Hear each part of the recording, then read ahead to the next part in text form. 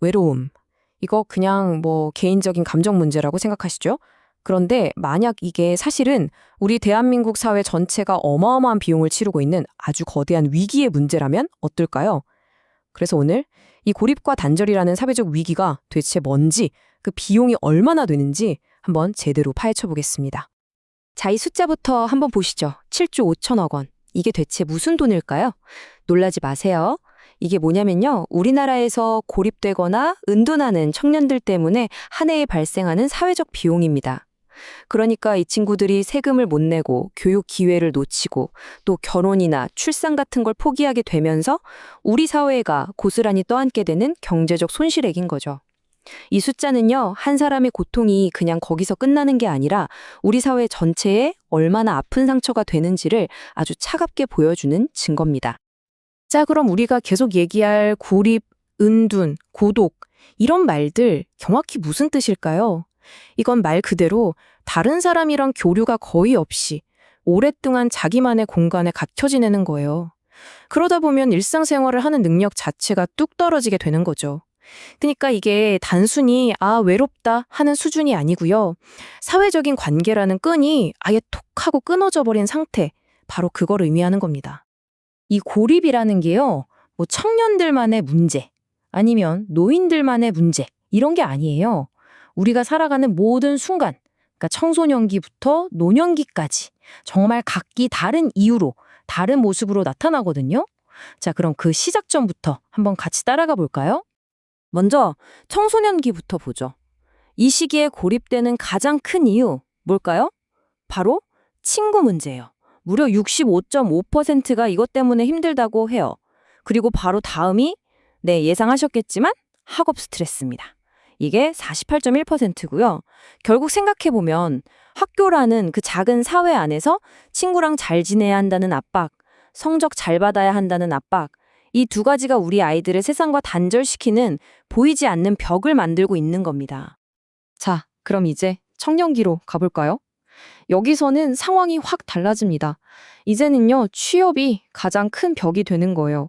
무려 35%가 일자리를 구하지 못해서 사회로부터 문을 닫았다고 합니다. 그러니까 사회로 나가려고 첫 발을 내딛는 그 순간에 쿵 하고 좌절을 맛보는 거죠. 그러면서 스스로를 방 안에 가둬버리는 겁니다. 중장년층으로 오면요, 문제가 훨씬 더 복잡해져요.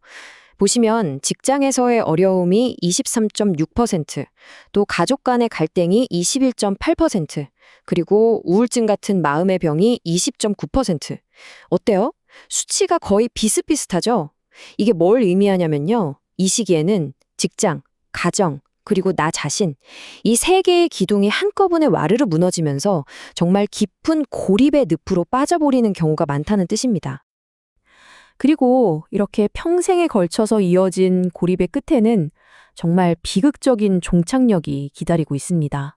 바로 고독사죠. 여기 나온 것처럼 모든 관계가 다 끊긴 채로 아무도 모르게 혼자 세상을 떠나고 한참 뒤에야 발견되는 죽음. 이게 바로 고독사의 차가운 현실입니다. 자, 그런데 여기서 정말 우리가 생각지도 못했던 사실을 마주하게 됩니다. 보통 고독사 하면 어르신들을 떠올리잖아요. 그런데 데이터를 보면요, 이야기가 완전히 다릅니다. 고독사에서 가장 큰 비중을 차지하는 세대가 누군지 아세요? 바로 50대와 60대입니다. 전체의 절반이 넘어요. 정말 놀랍지 않나요? 그리고 더 마음 아픈 건 20대 고독사의 거의 60%, 그리고 30대 고독사의 43%가 스스로 생을 등졌다는 사실입니다. 아니, 문제는 이렇게나 명확한데 도대체 왜 해결이 안 되는 걸까요? 뭐가 문제일까요? 그 이유를 들여다보면요, 바로 여기에 있습니다. 한마디로 땜질식 정책 때문이에요. 시스템이 다 따로따로 놀고 있다는 거죠. 이 표를 보시면 문제가 한눈에 딱 들어옵니다. 자, 보세요. 청소년 때는 여성가족부랑 교육부가 담당하고요. 청년, 중장년이 되면 보건복지부랑 고용노동부가 맡아요. 그러다 노인이 되면 다시 보건복지부 담당이죠. 이게 무슨 말이냐면 한 사람이 나이를 먹어가면서 지원이 필요할 때마다 담당 부처가 계속 바뀌는 거예요. 그러니 정책이 이어질 수가 있겠어요? 딱딱 끊겨버리는 거죠. 이게 바로 우리가 흔히 말하는 칸막이 행정의 현실입니다. 자, 그럼 우리 시스템의 문제점을 한번 정리해 볼게요. 핵심은 이겁니다. 먼저 방금 봤듯이 나이대별로 지원이 뚝뚝 끊긴다는 거. 그리고 더 심각한 건 아까 데이터에서 봤잖아요. 고독사 위험이 가장 높은 50, 60대 중장년층에 대한 정책이 사실상 비어 있다는 겁니다. 완전 사각지대요. 또 나라에서 하는 조사랑 각 지역에서 하는 조사가 다 제각각이라 데이터를 합쳐서 제대로 분석하기조차 힘들고요. 마지막으로 이건 진짜 문제인데 예산이요. 고독사가 많이 발생하는 위험 지역에 집중되는 게 아니라 그냥 엉뚱한 곳에 쓰이고 있다는 거죠. 우리가 이렇게 헤매고 있을 때 다른 나라들은 어떻게 하고 있을까요? 비교해보면 차이가 정말 확 드러납니다. 일본 같은 경우는요, 아예 총리 직속으로 고독 고립 대책 담당실이라는 걸 만들었어요. 모든 정책을 한 군데서 총괄하는 거죠. 영국은 더 나아가서 세계 최초로 외로움 담당 장관까지 임명했습니다. 한마디로 뭐냐? 이 문제를 해결할 컨트롤 타워, 즉 확실한 주의본부가 있다는 거예요. 우리는 그게 없는 거고요. 자, 좋습니다. 그럼 문제점만 얘기할 순 없죠. 이제 해결책을 찾아봐야죠. 다행히도 이 자료에서는 이 끊어진 사회를 다시 연결하기 위한 아주 구체적인 청사진, 그러니까 미래 계획을 제시하고 있습니다. 핵심 과제는 딱 3가지로 요약됩니다. 첫 번째는 청소년부터 노년까지 한 사람의 인생 전체를 쭉 책임질 수 있는 통합된 법을 하나 만드는 겁니다. 그래야 정책에 빈틈이 안 생기겠죠.